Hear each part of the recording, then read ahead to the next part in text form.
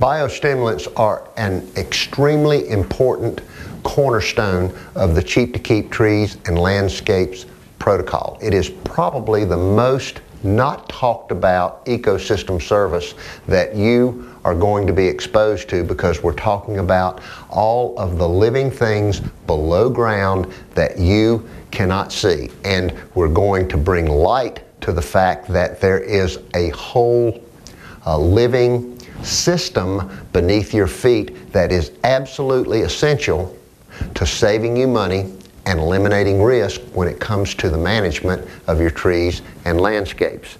And nutrient cycling is very simply the formation of nutrients within the soil. In other words, we will provide elements in the form of our biostimulants, and I'll go into those major players in just 1 minute, but when you put those in the soil, they need to be transformed, chelated, exchanged, transferred, moved, or acquired. You're going to hear all of these terms that we have included in our description of nutrient cycling, because one set of players generates a benefit for another set of players in this underground system, underground transport system that is absolutely essential to the growth, maintenance, and reproductive functions of all of your trees, landscape, and turf in a designed ecosystem of balance. And once you achieve this, most of the time, all you have to do is just add water. And we're talking about the big four elements again: water, air, nutrients, and energy.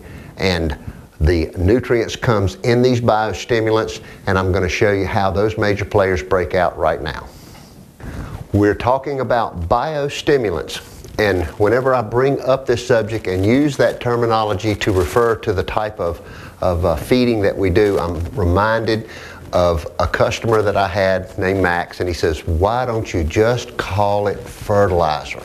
And I'm going to draw some sharp differences between biofertility or biostimulants and chemical fertilizers. Now, biostimulants are soil and plant growth enhancing products that do 6 distinct things, and I'm going to name them for you.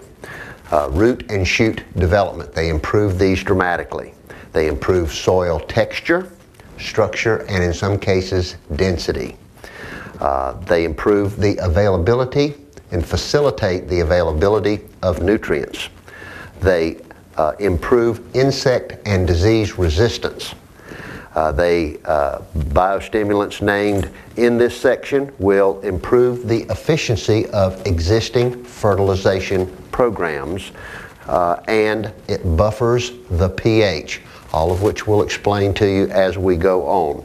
But biostimulation is possible because of an ecosystem service that we refer to as nutrient cycling.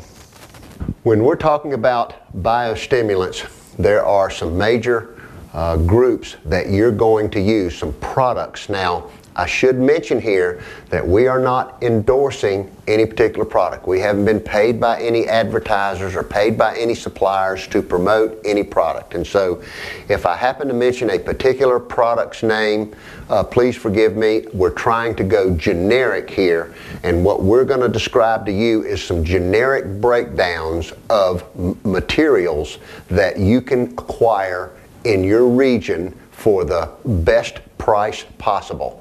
Our average cost of a 200-gallon tank prepared with all of our biostimulants for a growth and maintenance application is around $175. And I'll break down some of these costs as we go through the biostimulants, but they'll break down into the major groups of humates.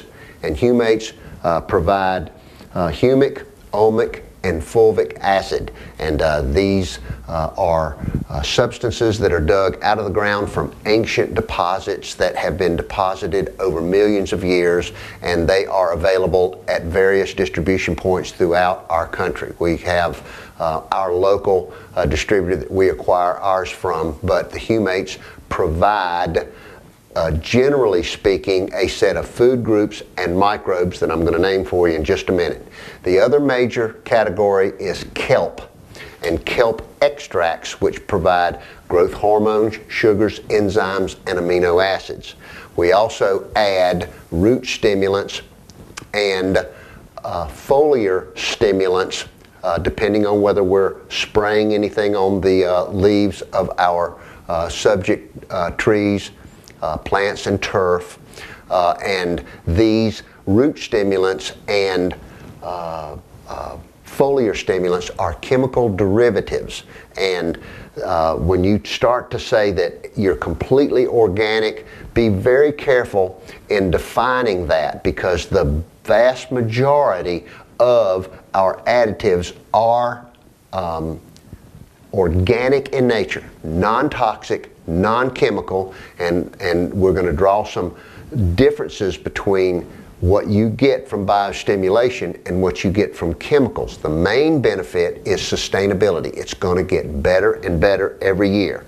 And through the addition of humates and kelp, you are generally going to be adding 16 mineral elements. These are elements that are acquired from mineral bases, and then there are 3 additional elements of carbon, oxygen, and hydrogen that are acquired from the air and water, and they are the most plentiful substances that you're going to find in the plant tissues.